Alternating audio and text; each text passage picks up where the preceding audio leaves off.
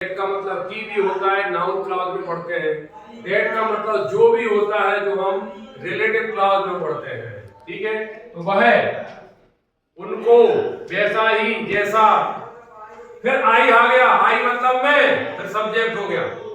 Had और no, अब देखो यहाँ एड परफेक्ट के कारण ये क्रिया की थर्ड फॉर्म लगे। तो ग्रामर बिल्कुल नियम से चलती है।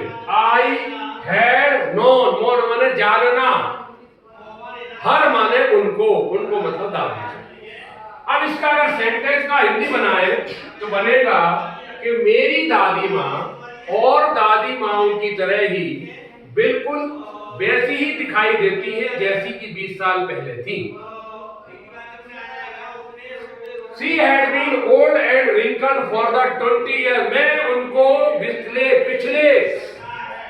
20 साल से उनका वैसा ही मैं वृद्ध देख रहा हूँ, वैसे उनके चेहरे पर झुर्रियां देख रहा हूँ, बिल्कुल जैसा मैंने 20 साल पहले देखा था, आज भी मुझे वैसा ही दिखाई देता है। I had known her, और मैं उन्हें पिछले 20 साल से ऐसा ही देखता चला आ रहा हूँ। उनमें, उनके शारीरिक में कोई परिवर्तन नहीं दिखाई दिया। बात समझ में आ गई? तो कहने का मतलब इन तीन सेंटेंसों में हमने सब्जेक्ट पढ़ा, ऑब्जेक्ट पढ़ा, वर्बिशन पढ़ी, इसके बाद हमने संयोजक पढ़ा, हमने आर्टिकल पढ़ी, हमने हेल्पिंग वर्ब पढ़ी, इसके साथ ही हमने समय की बाध्यता को बताने के लिए फॉर और सिंस का भी उपयोग जाना।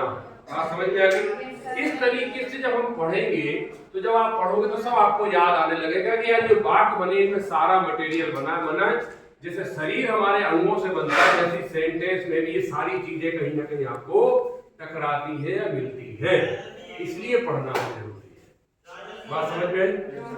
चलिए।